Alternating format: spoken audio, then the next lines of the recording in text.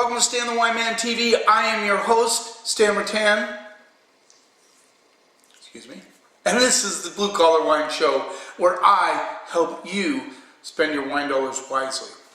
We're going to talk today a little bit about vintage and how it matters with certain wines. The reason I'm bringing this up is because this particular wine, I'm a huge Zins fan. This is Clinker Brick Winery Zinfandel 2015 Lodi, California Old Vine. And I tried this one recently and I was just blown away by how it made me think about how much vintage matters. Now, I'm a big vintage guy. I like it when wines show vintage variation. In other words, you might have a favorite wine and in 2011, maybe not so good, like let's say as an example in Washington State, maybe not so good because 11 was a tough vintage. So the wine should have reflected that. 12 different vintage, 13, 14, 15. I'm a big fan of the 13 vintage from Washington State. I think 15 showing really well right now.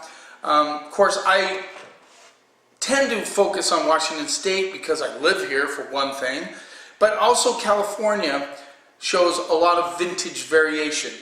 Unfortunately, and I don't mean this in a negative way, let's not even say unfortunately, some wineries strive really hard to maintain a flavor profile year in and year out.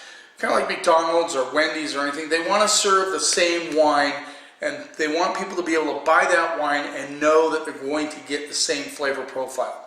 You can't accomplish that unless you use what a lot of wineries call manipulation. I don't like that word. I mentioned it in my last video. I think it's just like any chef who may strive to hit a certain flavor profile in his food.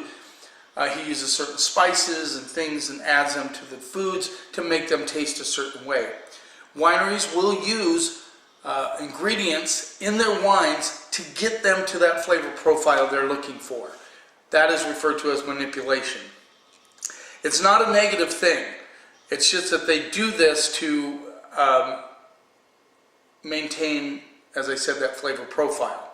They might deacidify, acidify, they add certain cultures of yeast that will bring about a certain flavor in their wines.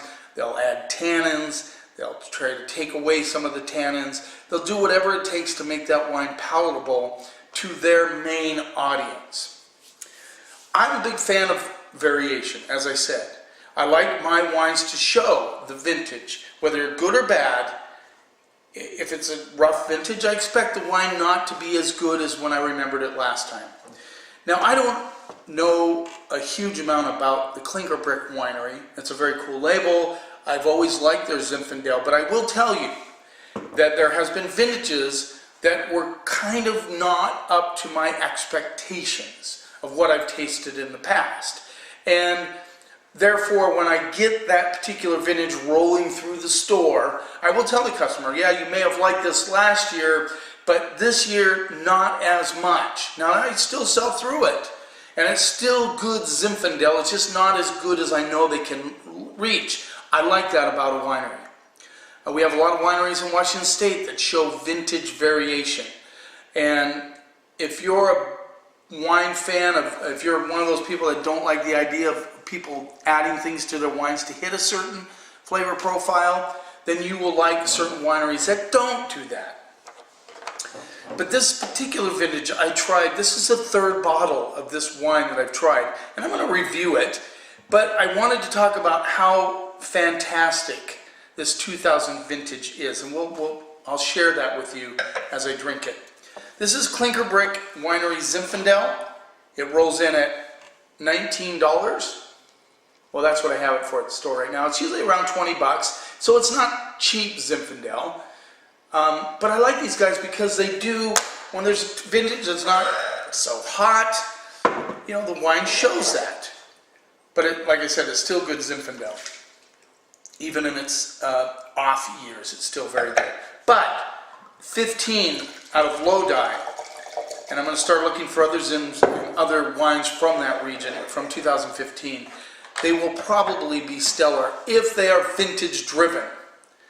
And a lot of examples, I think, of the best vintage variation would probably be Bordeaux, the Rhone Valley, places in Europe, because they really have never practiced manipulation. Now, they do, of course they do, but not so much as in the New World. Back in the day, they didn't have all these ingredients that they could add to wine, so they had to do other things. They put water in it to water it down a little bit if it was too hot. That sort of, hot meaning too high in alcohol. They would water it down just a little bit to get that alcohol down a little. And I think that might be beneficial, especially in the tax frame. When they go over a certain percentage of alcohol, they get taxed higher, so they may not want to reach that. Vintage really does matter, and if you're a big fan of vintage variation and having the wine show that vintage, I think you'd be a big fan of Clinker Brick Zin. Let's see what we get on the nose. I mean, big, ripe currants with a little bit of dark cherry underneath. And I'm even getting just a little skosh of brown sugar on the nose. I'm getting a little tobacco coming through, which I like. And maybe even some black raspberry. I get a little nose burn on this, so it just irritates me when I can't find the alcohol level. I'm sorry, guys. I really am. I don't want to waste your time, but I'd love to tell you what this is. It's probably right smack in front of me. I just do not see it. Wow, that's crazy. That is just absolutely nuts. It's probably buried in one of these bricks somewhere. That's funny. Bricks and alcohol have a lot to do with each other. Got so wrapped up in finding that alcohol that it just threw me off. Yeah, I like the tobacco element. I like the black raspberry coming through. Let's see what we get on the palate.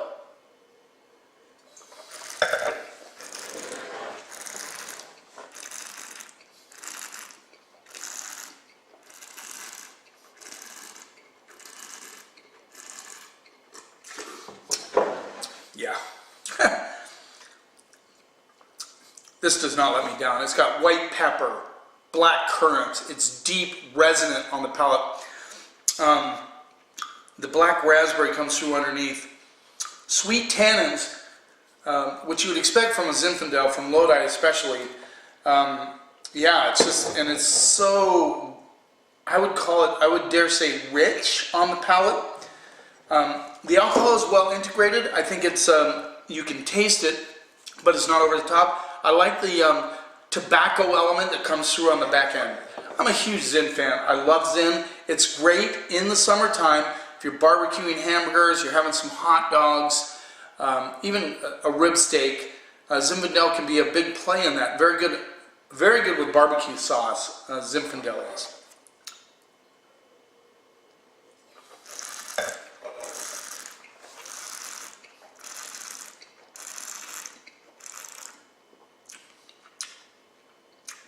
Very nice kind of charcoal tobacco on the back end. Like I said, 14 wasn't quite as good as 15.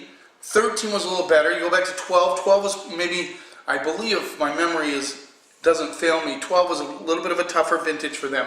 But I like that. Good for you guys. Good that you are sticking with vintage and what it hands you. Great Zinfandel. This is, if you're a big Zinfandel fan, you're not worried about alcohol levels and all that sort of thing, you'll really like this. This is classic Zin. I like the white pepper, I like the tobacco, I like the currants, I like all the things that this thing has to offer. As far as Zinfandels go, I'm going to go straight up A on this. I think Clinker Brick did a fantastic job with this one, and 15 is looking to be a good vintage, particularly in Lodi. You keep watching, and I'll keep helping you spend your wine dollars wisely.